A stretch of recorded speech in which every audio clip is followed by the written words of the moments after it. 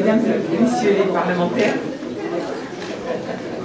mesdames et messieurs les élus, mesdames et messieurs de la presse, mesdames et messieurs, l'année 2015 a donc commencé par un choc. Celui des attaques terroristes contre Charlie Hebdo, attaques dirigées contre la liberté d'expression, contre notre démocratie et contre la République. Une fois ce choc passé, il y a eu le sursaut, la mobilisation et l'union de toute la population qui s'est manifestée, y compris, et je veux le saluer, dans les Outre-mer. Les Outre-mer qui ont été touchés de plein fouet avec l'assassinat de notre compatriote Clarissa Jean-Philippe, à qui je souhaite une fois encore rendre hommage. Face à ce choc immense, les Outre-mer ont répondu de la meilleure des façons, avec des manifestations dans tous les territoires, bravant la chaleur, mais aussi le froid, notamment à Saint-Pierre-et-Miquelon, la moitié de la population, je crois, est sortie, et pour exprimer leur attachement aux valeurs républicaines, refuser la barbarie et l'obscurantisme.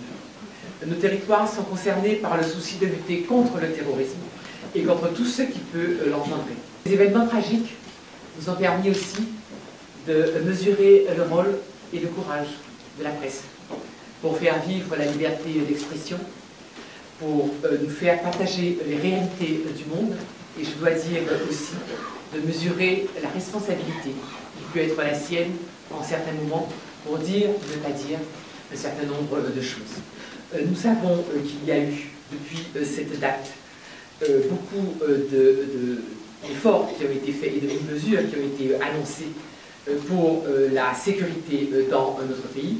Et il est vrai que nous savons que depuis 2014, eh bien, il y a eu des progrès certains en matière de lutte contre la délinquance sur l'ensemble des territoires ultramarins.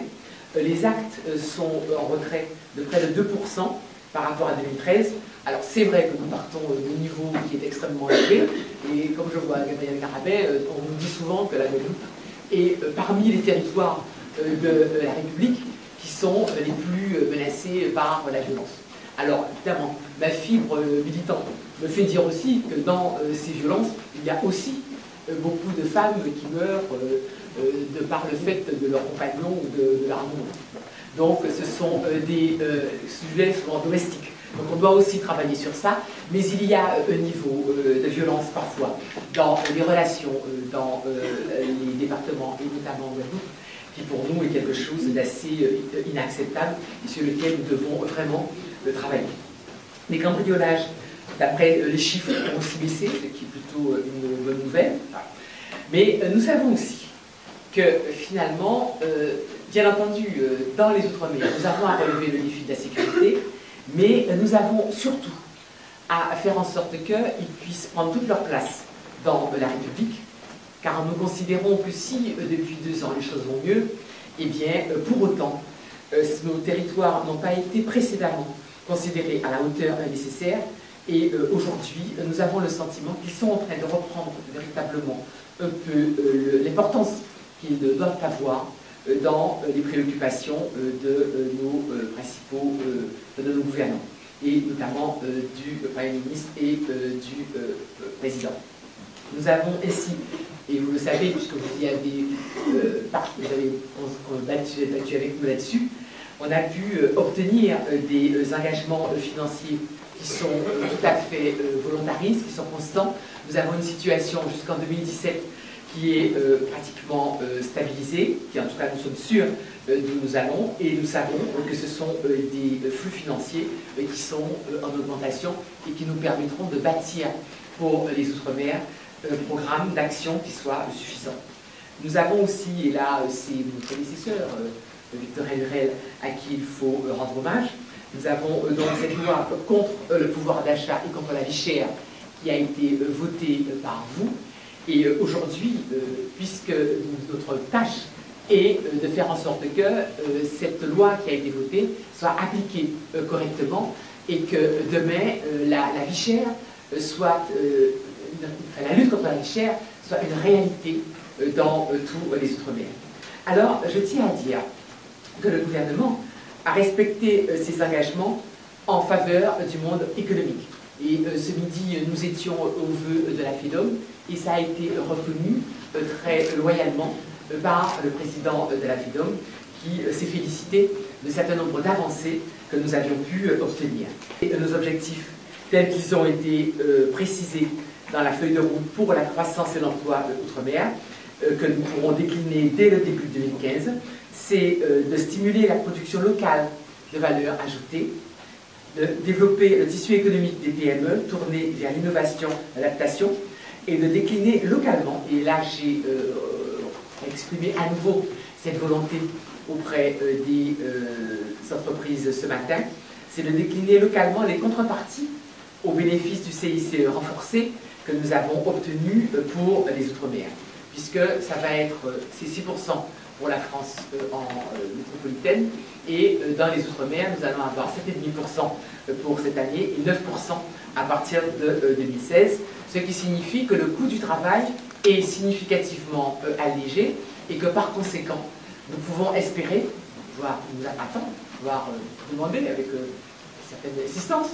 que cet effort financier qui a été fait par l'État se retrouve en termes d'avantages pour les ultramarins et notamment en termes d'emploi pour eux. Puisque quand on allège le coût du travail, il est évident que c'est pour qu'il y ait plus de travail pour les ultramarins.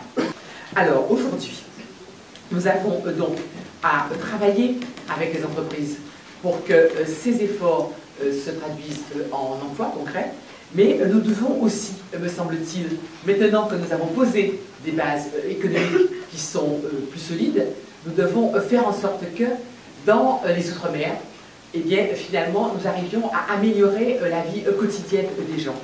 Et nous devons évidemment faire en sorte que le lien social puisse sortir renforcé et consolidé, puisque nous savons, et je fais le lien évidemment avec la violence, que durant les années précédentes, c'est vrai que le chômage de masse et la crise économique ont mis à mal les relations humaines dans ces régions et nous avons besoin de les quelque sorte raviver.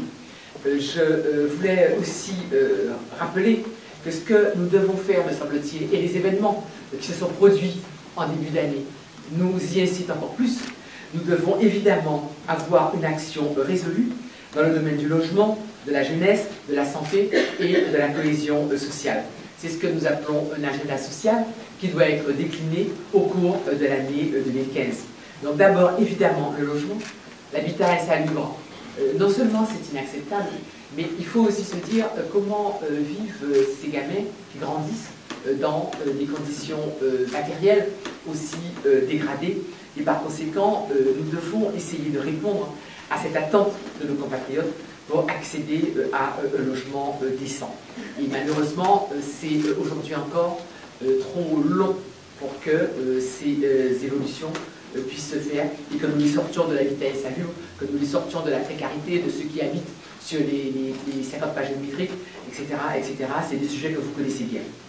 Donc, pourquoi cela me semble extrêmement important, notamment de signer ce plan logement que je fais dans ces quelques jours avec Sylvia Pinel, c'est parce que, comme le disait très bien Léon Blum, toute société qui prétend assurer aux hommes la liberté doit commencer par leur garantir l'existence.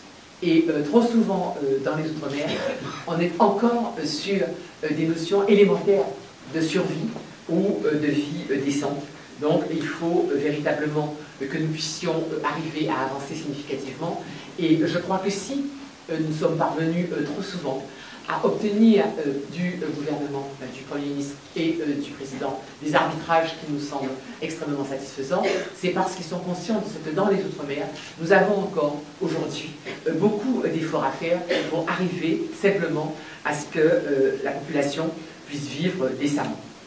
Donc aujourd'hui, nous avons donc dans nos priorités évidemment le logement, ça j'en ai parlé, d'autant que le BTP a besoin aussi d'être encouragé. Quand j'étais à la Réunion la semaine dernière, j'ai rencontré des entreprises du bâtiment à qui je disais nous avons obtenu tel et tel crédit, nous allons mettre en place tel et tel dispositif, et ça va arriver dans l'année. Et ils disaient non, c'est tout de suite qu'il faut essayer de faire quelque chose pour que les entreprises puissent passer ce cap, qui est un cap difficile. Donc, le logement sera évidemment une priorité pour nous, la jeunesse aussi. Et là encore, dans ce déplacement à La Réunion, je dois dire que j'ai été extrêmement gratifiée de voir que, contrairement à ce qu'on dit souvent, on dit que les jeunes se laissent vivre, bon, et on a visité vraiment plusieurs endroits, notamment des jeunes d'une mission locale qui bénéficiaient de la garantie jeune, qui est expérimentée à La Réunion, et vraiment on voyait des jeunes qui étaient motivés, qui étaient volontaires, qui voulaient se battre pour arriver à s'en sortir, arriver à s'insérer. Et je pense que cette expérimentation nous a bien montré, même si nous pouvions, quelques-uns, nous demander si vraiment il était opportun de donner d'ores et déjà des moyens même modestes à des jeunes. On nous a dit, voilà, si vous leur donnez des sous, ça va les conforter plutôt dans l'inaction. Et non, nous avons vu justement des jeunes que ce petit pécule a permis de sortir de la précarité du prénom désiré et qui étaient vraiment prêts et très engagés dans les démarches à faire pour combler leur lacune scolaire, pour reprendre des formations, pour essayer de trouver des stages en entreprise. Nous avons vu aussi des entreprises qui étaient prêtes à leur donner une chance et à faire en sorte qu'ils mettent un pied à l'étrier. Donc pour tout ça, je crois que ce sont des choses sur lesquelles nous sommes extrêmement motivés et sur lesquelles il faudra que nous nous engagions encore plus cette année, s'engager pour les décrocheurs scolaires, pour ne pas permettre à trop de jeunes de quitter l'école sans solution, sans formation et sans avoir l'impression qu'on leur donne la possibilité d'entrer dans le monde adulte. Garantir l'existence, c'est aussi assurer la déclinaison de la stratégie nationale de santé au plus près des territoires.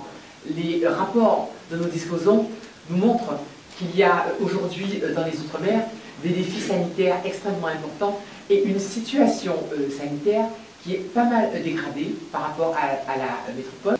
On nous dit par exemple que la mortalité infantile est encore très importante dans les Outre-mer. Donc pour tout ça, nous avons vraiment des luttes à mener pour faire en sorte que dans les Outre-mer, là aussi, il y ait un rattrapage, que la lutte contre le diabète et l'addiction soit aussi une réalité. Enfin, tout ce que nous pouvons faire pour faciliter une meilleure inclusion sociale, eh bien là encore, ce sera une action qui sera un fil conducteur de notre action durant cette année.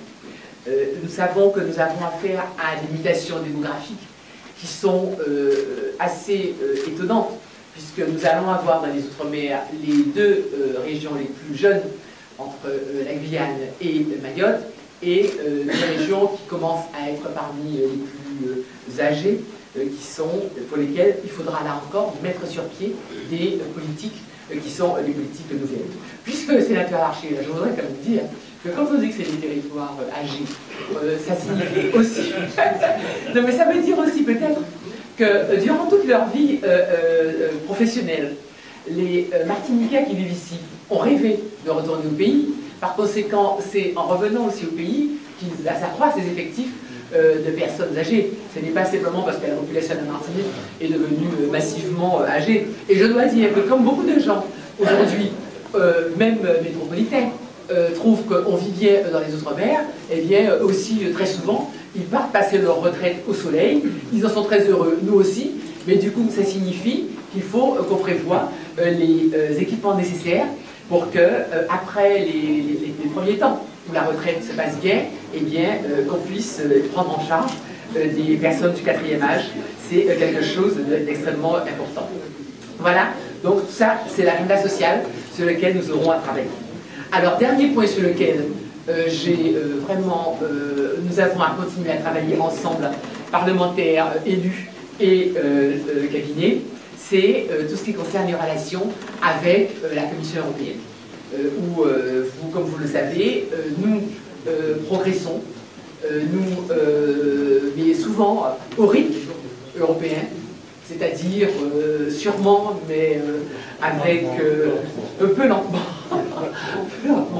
Et puis, justement, parfois, effectivement, quand on est arrivé à un stade, on s'aperçoit qu'on doit redescendre une marche, parce qu'il y a toujours un petit truc qu'on ne nous avait pas dit et qui fait que ça ne marche pas totalement comme on le pourrait le souhaiter. Donc aujourd'hui, nous avons quand même eu satisfaction sur le droit de mer. Maintenant, nous n'avons plus qu'à le faire passer au Parlement. Nous avons aussi, pour les secteurs économiques exclus, obtenu d'avoir ce qu'on appelle une lettre de confort. J'avoue que c'est un bonheur que d'entendre parler le langage bruxellois, parce que voilà, donc nous sommes en train de négocier notre lettre de confort, et j'espère que nous allons pouvoir donc l'avoir bientôt, parce que c'est très important pour qu'un certain nombre d'aides qui sont attribuées dans les Outre-mer aux autres puissent être à bon escient. Sinon, nous risquons de nous faire taper sur les doigts par Bruxelles, et surtout, il y a une insécurité pour les gens qui est quand même inacceptable. Alors, sur le plan législatif, nous avons donc cet octroi de mer que nous aurons à faire voter. Ensuite, l'examen du projet de loi organique sur la Nouvelle-Calédonie et la loi simple de la Nouvelle-Calédonie. Et là encore, j'espère que nous pourrons continuer à travailler comme nous le faisons vraiment de bonne manière depuis que je suis arrivée, c'est-à-dire que nous pourrons trouver et passer des compromis au-delà des clivages politiques traditionnels, de manière à ce que l'outre-mer ne soit pas en quelque sorte un terrain d'affrontement sur la politique nationale. Jusqu'ici, ça s'est plutôt bien passé, et j'espère que nous pourrons mobiliser, comme nous l'avons fait à ce jour, toutes les bonnes volontés et tous les soutiens. Donc voilà, c'est une année où nous avons beaucoup de choses à faire, beaucoup de travail, beaucoup d'ambition. Je voulais donc vous dire que je suis toujours très contente de pouvoir travailler avec vous tous et vous présenter donc tous mes vœux pour cette nouvelle année, non seulement que vous puissiez travailler beaucoup et avec nous, mais aussi que sur le plan personnel, vous puissiez en tirer les gratifications et le bonheur, sans lequel, évidemment, ça ne vaut pas toujours la peine d'avancer. Donc merci à vous.